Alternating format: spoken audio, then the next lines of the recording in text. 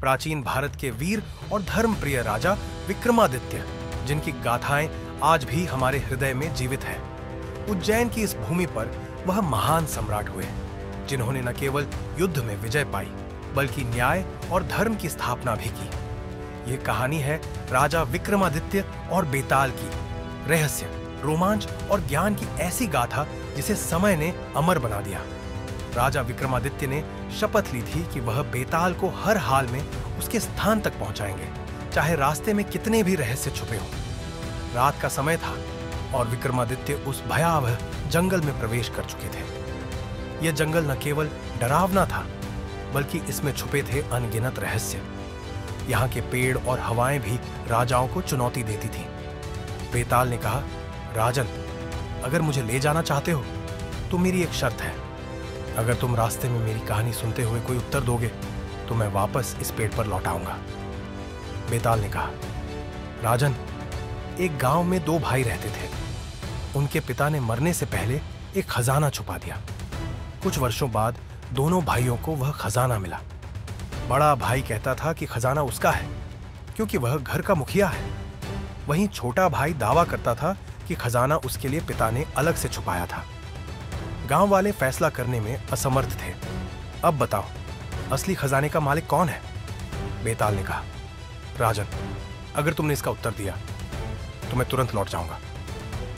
सोचो, असली वारिस कौन है? यह कहानी लोभ और निस्वार्थता की परीक्षा थी।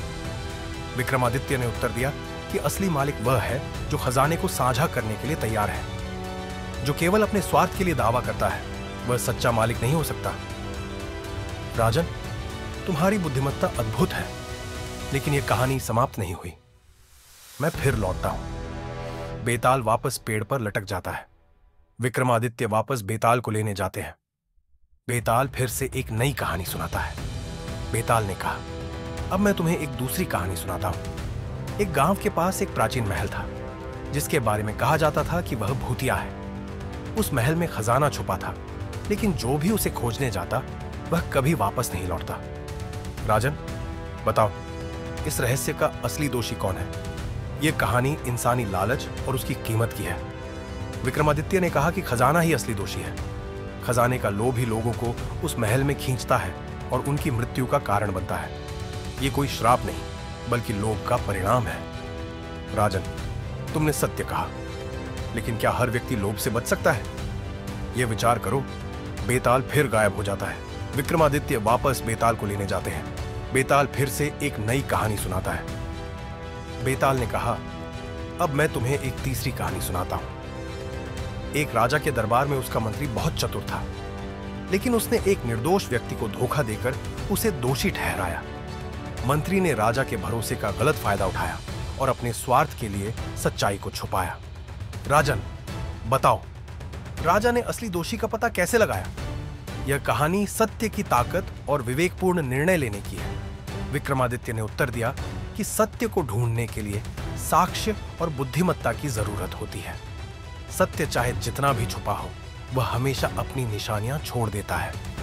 तुमने एक बार फिर सत्य को उजागर किया, लेकिन क्या हर राजा इतना विवेकपूर्ण हो सकता है? बेताल फिर से लौट जाता है।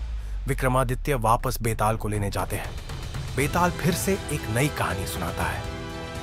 राजन, यह मेरी आखिरी कहानी है। मान लो कि तुम्हें अपने राज्य और प्रजा को बचाने के लिए अपने जीवन का बलिदान देना पड़े। क्या तुम धर्म का पालन करोगे या अपनी जान बचाने का प्रयास करोगे? यह कहानी त्याग और धर्म के पालन की है।